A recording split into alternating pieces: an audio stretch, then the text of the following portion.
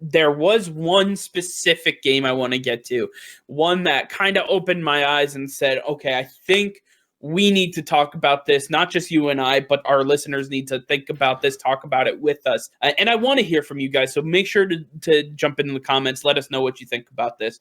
The Cleveland Browns, man. I don't know if I'm falling into that Cleveland Browns trap like I normally do, but the fact remains that this Browns team looks like a serious contender without OBJ. I think they are a better team, and I said this while he was still playing. I think they are a better team without him. I believe that he adds a certain pressure to Baker Mayfield to not only perform at a certain standard, but to deliver the ball to Odell Beckham at a certain clip. And he needs to basically force feed him the ball. And I'm not saying that Odell necessarily asks for that or demands it. I'm just saying his presence demands that. And I think that's something that has stymied the Cleveland Browns offense. And then now that he is gone, unfortunately hurt for the entire year, this Browns offense looks to be thriving and humming on all cylinders. Am I wrong? Am I crazy? There are some holes on this team, for sure, just like every team. But this team, I mean, Kevin Stefanski, what an amazing job. This guy, he's going under the radar. He needs to be looked at as a guy who turned this team around. I mean, I know this team had a good team on paper, but look at the Saints were a good team on paper. They still are. The Bucks are a good team on paper. I mean, there's teams that it doesn't matter what they look like unless it's on the football field. I mean, that's all that matters. And this team has delivered almost every single week. And they're in one of the hardest divisions in the NFL. And right. They're standing toe-to-toe with the Pittsburgh Steelers. Kevin Stefanski has done a great job. And what a silver lining in the fact that OBJ gets hurt and now your team is better.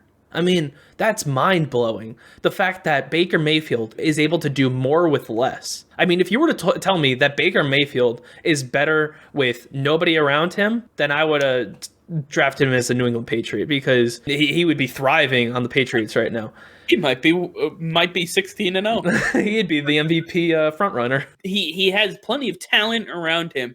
I just think that the Odell factor has definitely gotten to a point where I think it's just a negative for the team. And I believe Odell's time in Cleveland has come to an end. I think they need to move on from him as fast as possible. Well, yeah, let's go through Baker's timeline real quick. He came in halfway through his first year. He demolished the competition. He was amazing. First full year as the Browns quarterback, OBJ was there. That's when they made the trade. That's when he had a horrible year. It continued into this year until Odell Beckham Jr. got hurt for the season. And then he picked up right where he was from that rookie year. Right, but Odell got hurt last year and had to miss some time, and Baker looked phenomenal during that time. That's what sparked it in my head. I was like, this might just be an anomaly, but the fact remains that Baker looked great. And then it happened again this year. I'm like, okay, it's not an anomaly.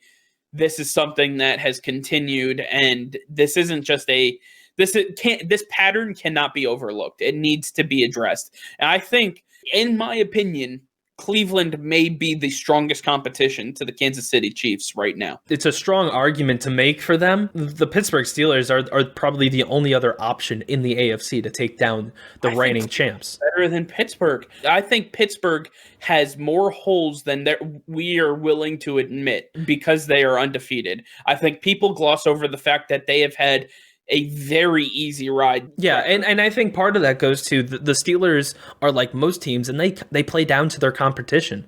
It doesn't matter who's out on the field.